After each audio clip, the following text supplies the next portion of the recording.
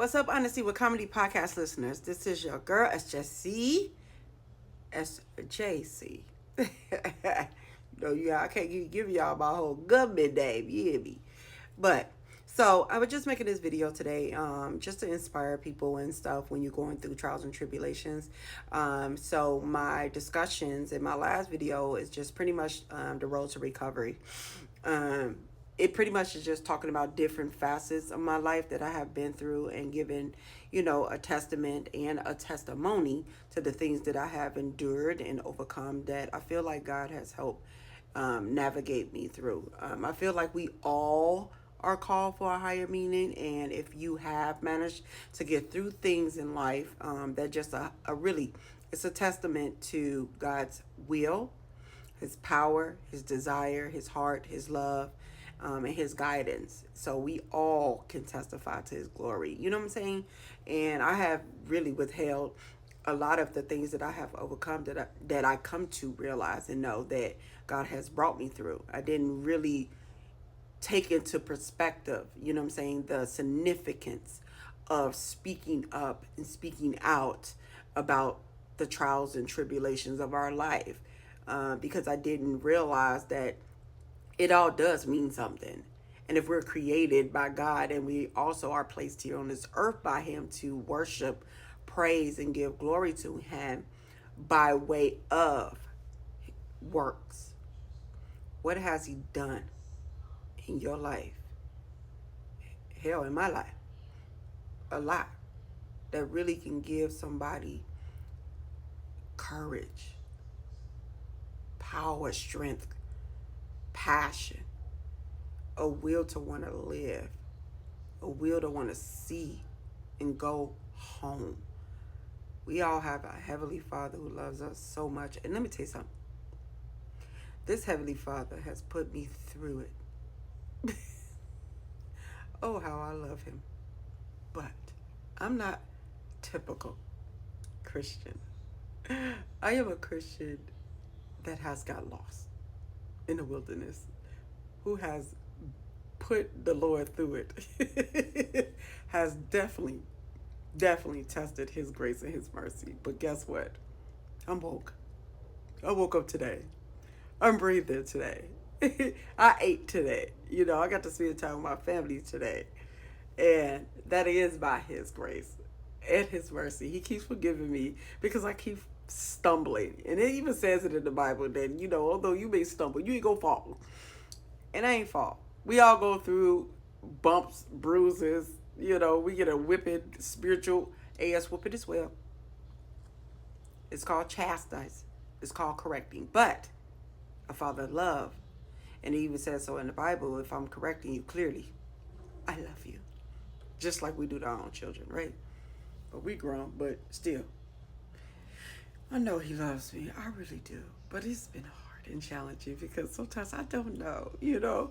But I feel like he gives me permission to be myself as well. It all is about our heart posture. But regardless of the fact, I praise and I give glory to him. And I also pray for my spiritual brothers and sisters out here in this world who are struggling. We need to support each other. But we need to pray and edify each other more so than anything. You know what I'm saying? But anyway, like I was saying, so that is the bulk of my podcast. It's just being open and honest and transparent about the road to recovery, the things and the different aspects of my life that I've been through. Like I said, loss of job, loss of income, of course, housing, loss of relationship, love, friendship, having spiritual even road bumps, and still getting up. I'm just trying to walk people through this journey as well and welcome anybody who wants to be a part of it. And also speak up and tell me your story. Chat, what happened?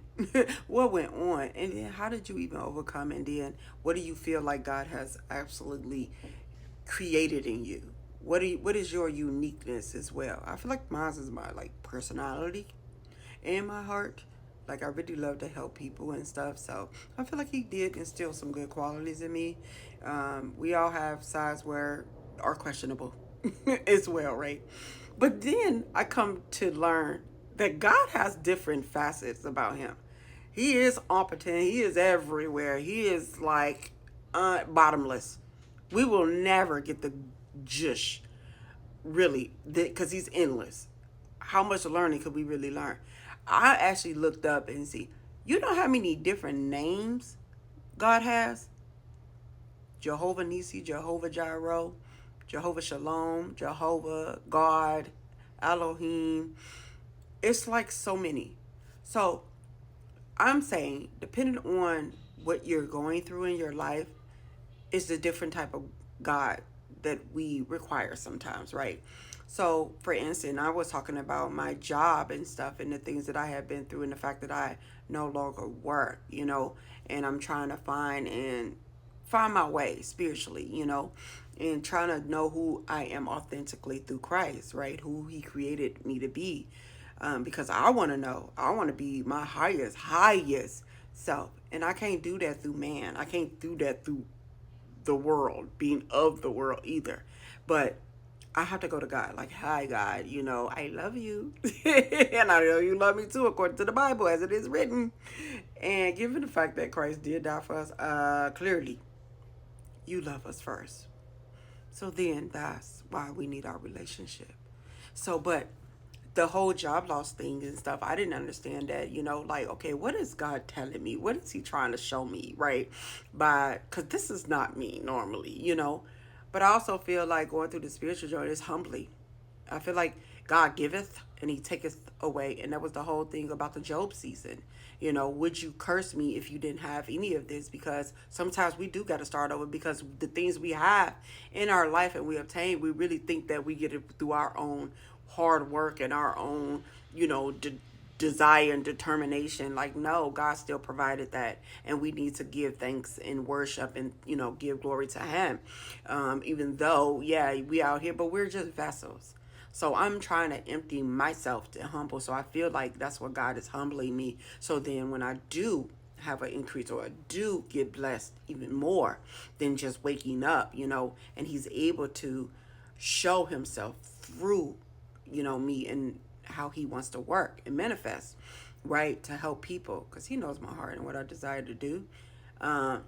He places there. But with the whole humbling and now losing the job and income, at first I panicked. Like all hell, I panicked. What am I going to do? This happened in July. This September.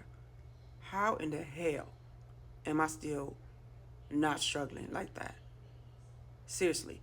Like, even if I have to ask family members, or because that wasn't me. I'm the person that does not. I cringe when I have to ask anybody for help, because I'm more of a giver than a receiver. And I've been blessed to have family members, that has helped me. But God also helped. He placed those family members in my life, knowing that one day He would use them to provide for me. So that is another way in the form for Him to provide for us, is through His representatives, His other children. Some just don't, because they so stingy and it's ridiculous. And God said, why are you pretty much collecting all of this stuff down here on earth? You can't take that. You need to be worried about saving them treasures up there in the heavenly realm. That inheritance. Yeah, me. You can open up the gates and the windows of heaven and place it upon me, that I don't have no room to take it, honey. Please do, Heavenly Father. But in that works, I call upon, and I say, for the people who do require some further help, love, trying to understand, your God that you would need to call upon is Jehovah. I said, hold up now. Is it Jehovah? It is Jehovah Jireh, child. You know why Jehovah Jireh? Because the meaning of it, the Lord will provide. That's the meaning of Jehovah Jireh, right? So I'm calling on Jehovah Jireh, and the power and authority, and it's the provision in time of testing, right? Would I still give grace, worship God, even when I don't have my income? Because Jehovah Jireh is a provider, right? Cool. So the conviction behind that is trusting Him during testing. Declare His provision in lack. And when you with God, you lack nothing. So He will manifest His will. He will manifest His desires through us. And we do lack nothing in Him, because He is a provider. So call on Jehovah Jireh. He loves you. He will